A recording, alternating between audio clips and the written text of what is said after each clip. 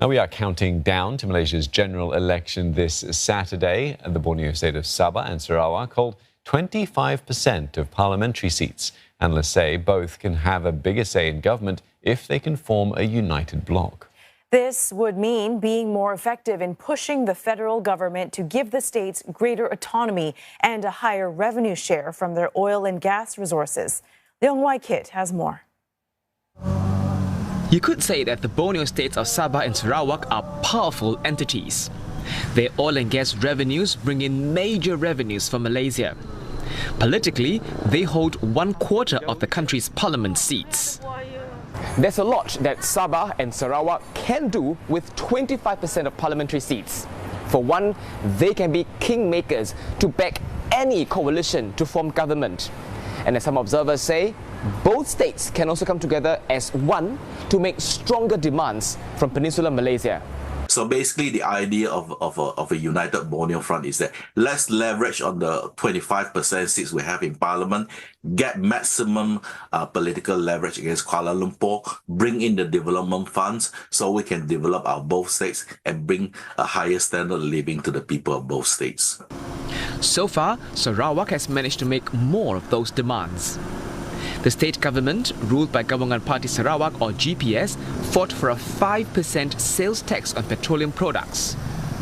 The head of government is also known as Premier rather than Chief Minister, a reflection that the state has made another step towards regaining more of Sarawak's rights.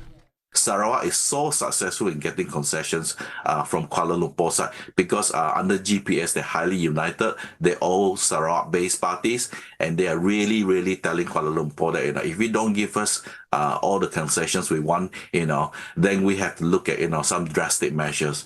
The thing that scares the hell out of the Malayan political class is of course the S word, succession. So they really have to worry about this. Over in Sabah, it's a different political landscape. The ruling coalition, Gabungan Rakyat Sabah or GRS, comprises Bersatu and Barisan Nasional. A unique relationship given that in Peninsular Malaysia, both parties are at loggerheads. But other analysts are less hopeful of such a united Borneo front.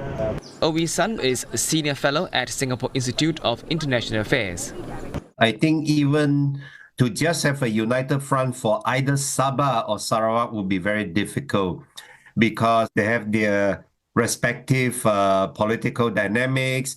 It would be very difficult for them to unite with one another, not to mention Sabah and Sarawak combining together. Even if Sabah and Sarawak were to be united and to sort of have a front together, I think that doesn't necessarily mean that the politicians involved in this united Borneo front would be all fighting for the rights of Sabah and Sarawak. And though that remains uncertain for now, what's clear is parties are focused on winning voters over, the first step to any post-election negotiations. Leong Wai Kit, CNA, Kota Kinabalu, Sabah.